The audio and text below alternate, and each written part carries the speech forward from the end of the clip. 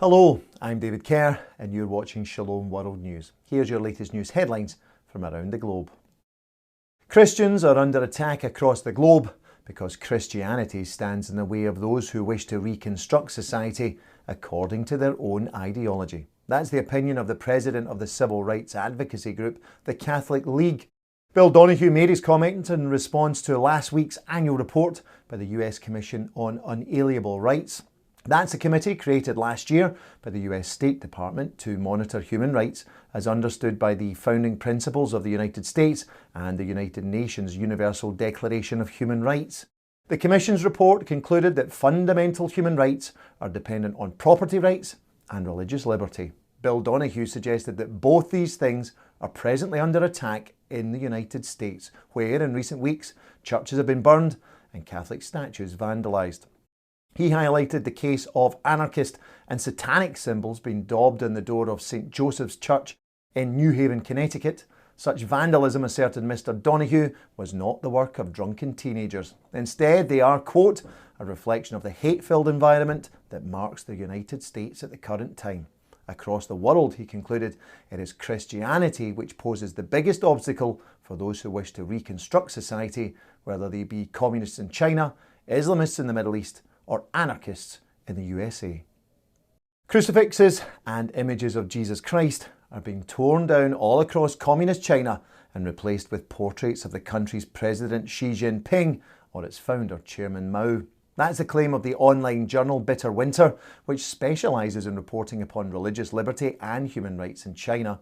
They say that the regional government in the northern province of Shanxi has ordered its officials to remove crucifixes, religious symbols and other such images from the homes of people who receive social welfare payments. The penalty for non-compliance, it reports, is the withdrawal of that welfare.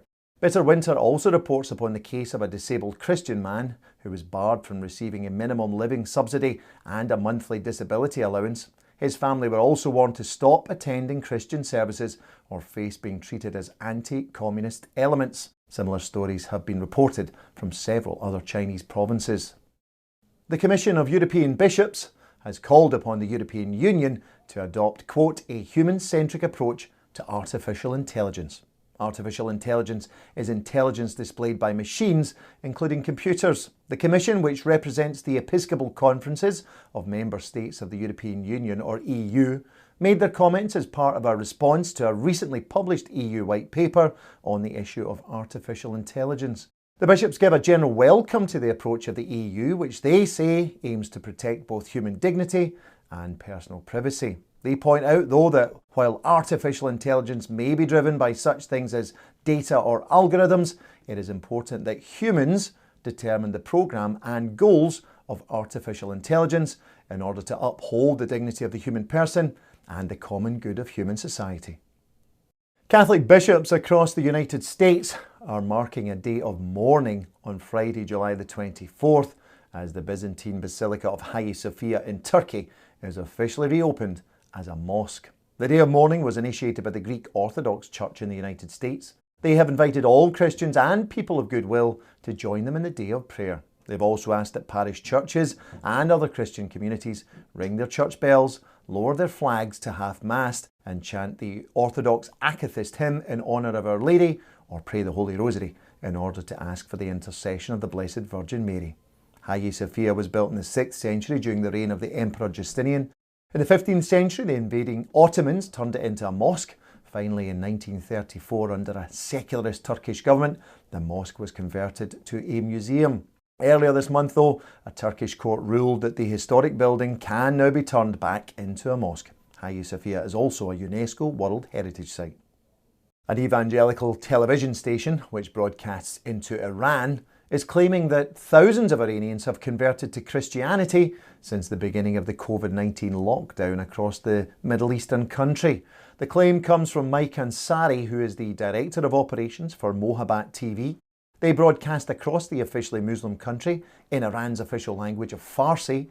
Mr. Ansari told the Christian Broadcasting Network that with most Iranians forced to stay at home due to COVID-19 restrictions, many citizens who are unhappy with the country's Muslim regime have been searching the internet to find alternatives to Islamic rule. This includes discovering more about Christianity And this has resulted, he says, in around 3,000 conversions a month to Christianity in Iran since March, including many people making dangerous journeys to get baptised. For this reason, said Mr. Ansari, he was calling the COVID-19 pandemic the pandemic of hope. Iran has been under theocratic Islamic rule since the Iranian Revolution of 1979.